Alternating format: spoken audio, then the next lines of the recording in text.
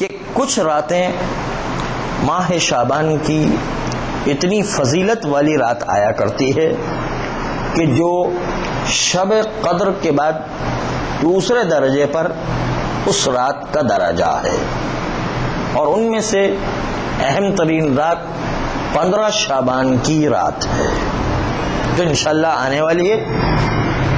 15 شعبان کی رات میں ایسا ہے کہ ہر روز جو ہم ہر رات کو دعا کرتے ہیں تو انتظار کرتے رہتے کہ اللہ ہماری دعا کو کب قبول کرتا ہے۔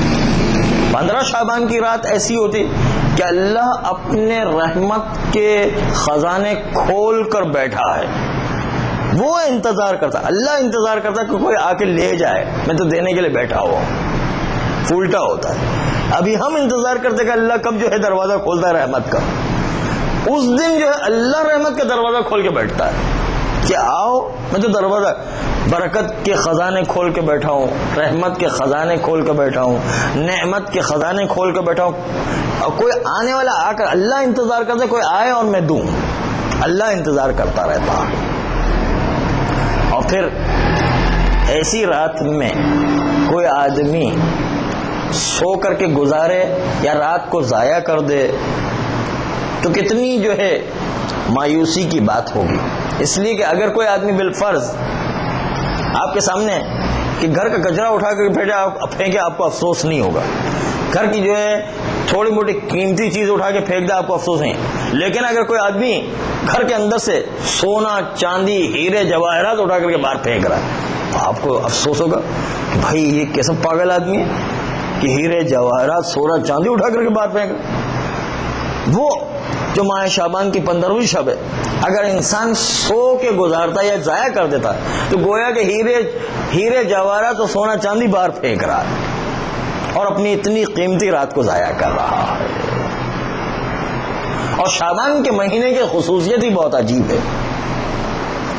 شعبان شعب سے نکلا ہے، شعب کا مطلب ہے پہاڑی گھاٹی، شعب ابی طالب جو سنا ہوگا، پہاڑی گھاٹی، یعنی اس مہینے میں انسان پہاڑی گھاٹی سے نکل جائے، پہاڑی گھاٹی سے نکل جائے، پہاڑی گھاٹی جو چاروں طرف پہاڑی پہاڑ ہوتا ہے اس سے نکل جائے تو پھر سامنے جو ہے ہموار میدانی میدان، کھلا میدان نظر آتا ہے۔ کہتے یہ شعبان کے مہینے سے آپ گھاٹی سے نکل جاؤ، پھر دیکھو سال بھر آپ کے لیے کھلا میدان ملے گا۔ یہ ہے شیب کا مطلب ہے۔ بلکہ ایک اور روایت کے اندر تفصیل جو یوں دی گئی کہ شیب کا مطلب یہ پہاڑی گھاٹی کے اندر سے نکل جاؤ، اس کے بعد آگے خیر ہی خیر ہے آپ کے لیے، آسانیاں ہیں آسانیاں۔ اس میں ذرا سے آپ کو زحمت اٹھانا ہے کہ اس کو اللہ کے لیے اپنے آپ کو حضور قلب کے ساتھ بارگاہ الہی میں دعا کے لیے مصروف رکھنا ہے، اور اس کے نتیجے کے اندر پروردگار عالم بعد میں گھاٹی کو وسیع بنا دیتا ہے اور پھر جو خیر ہی خیر انسان کو ملتا ہے۔ خصوصاً روزی کے سلسلے میں 15 شعبان کو بڑی تاکید کی گئی ہے کہ 15 شعبان کے سلسلے میں انسان رات جاگ کے گزارے اور عبادت الہی میں گزارے، اور عبادت الہی میں گزارنے کے ساتھ ساتھ اپنے سال بھر کی زحمتوں کو ایک رات میں پورا کر سکے۔ سال بھر پھر محنت کرنے کی ضرورت نہیں ہے، اگر اس ایک رات کو جو ہے انسان نے اپنے آپ کو تیار کر لیا ہے اور بارگاہ الہی سے خزانے برکت اور نعمت کو حاصل کر تو سال بھر جو ہے پھر روزی کا دروازہ کھلا رہتا ہے، اگر ایک رات کو محنت کر لی ہے تو۔ اس لیے بعض اوقات لوگ یہ بھی شکایت کرتے ہیں کہ شاید ہماری روزی کے اوپر کسی نے بندش تو نہیں ڈال دی ہے، کسی نے جادو تو نہیں کر دیا ہے، کسی نے ٹونا تو نہیں کر دیا ہے، کسی نے تعویذ تو نہیں ہے۔ اصل میں خود نے جو موقع تھا اس میں صحیح استعمال نہیں کیا، جس کے سارے سال جو ہے روزی بند ہو گئی۔ جس وقت کام کرنے کی ضرورت ہوتی ہے اس وقت انسان کام نہ کرے تو اس کے وقت نکل گیا، پھر جو ہے سارا سال جو مشکل میں گزارنا ہے۔ جیسے ایک آدمی ٹرین کا ٹکٹ لے کر کے ٹرین کے پلیٹ فارم پر پہنچتا ہے، 5 منٹ کے بعد پہنچتا، ٹرین نکل گئی۔ اگر 5 منٹ پہلے پہنچتا تو ٹرین مل جاتی اس کو۔ اب وہ 10 گھنٹے بھی انتظار کرے وہ ٹرین نہیں آئے گی، اب وہ 10 گھنٹے انتظار کرنے کا کیا فائدہ ہے؟ اصل وقت کے اوپر پہنچنا چاہیے. اس طرح 15 شعبان ایک وقت ہے دعا مانگنے کا، روزی کے لیے، ظالموں سے بچنے کے لیے، بیماریوں سے بچنے کے لیے، بچیوں کی شادی کے لیے، مسائل حل کرنے کے لیے وقت ہوتا ہے. اگر اس نے کوئی کام وقت پر انجام دے دیا گیا تو سارے سال انسان پھر آرام سے سوتا رہے، کوئی مشکل پیش انشاءاللہ نہیں آئے گی، مگر یہ کوئی امتحان ہے. سوائے 6 افراد کے اس کی دعا پروردگار عالم ایسے وقت میں بھی قبول نہیں کرتا. 6 افراد، ایک روایت میں 14 افراد کا ذکر ہے، ایک روایت میں 6 افراد کا ذکر ہے. مولا امیر المومنین صلوات اللہ علیہ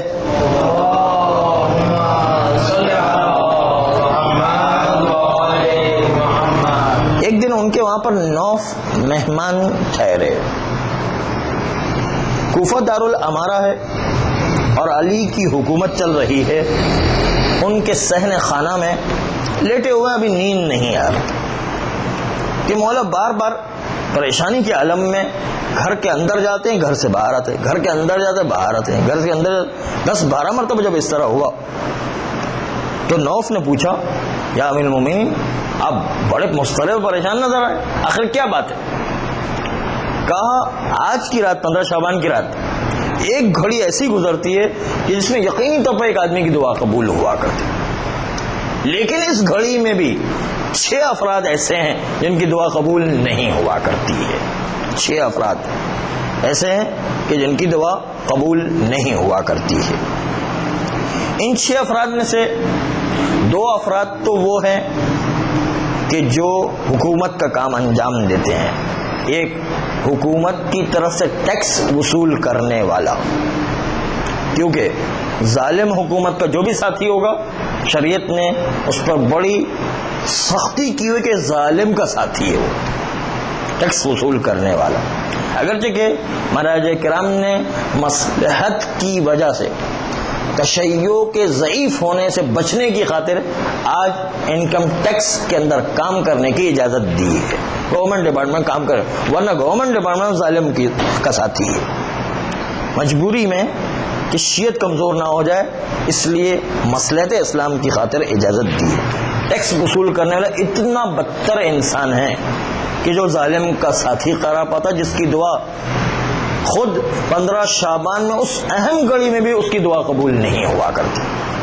دوسرا، حکومت کا جاسوس جو لوگوں کی خبریں لے کر کے جو ہے ظالم حکمرانوں کو اور ظالم اداروں کو جا کر کے پہنچاتے ہیں اور مومنین اور سارے مسلمانوں کی اطلاعات دیا کرتے ہیں، جس میں یہ CIA وغیرہ آ گئے، FBI CIA یہ سب جو ہے انٹیلیجنس کے ڈپارٹمنٹ.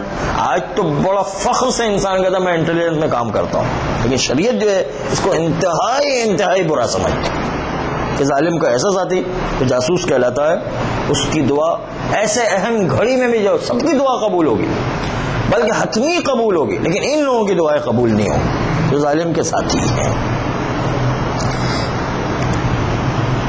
تیسرا اور چوتھا، وہ جو 14 چیزیں ہیں ان میں جو ہے ایک ساتھ جو چیزیں ذکر کی، تیسری چیز ڈھول اور گانے کا انتظام کرنے والے، ان کی دعا بھی قبول نہیں ہوگا.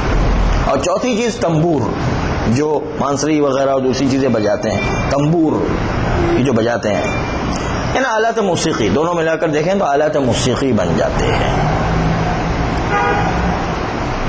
اور پانچویں اور چھٹی چیز کینہ پرور، اور چھٹی چیز حسد کرنے والا. حسد، کسی مومن کو دیکھا کچھ نعمت ملی، اس کے دل میں حسد پیدا ہو جاتی کہ اس کو کیوں ملی، مجھے کیوں نہیں ملی. اس سے چھیننے کی کوشش کرتا ہے یا تمنا کرتا ہے کہ اس سے اللہ لے لے مجھے دے دے، یا اللہ جو ہے اس کی اگر مجھے نہیں دیتا اللہ اس کو بھی نہ دے، کوشش یہی کرتا.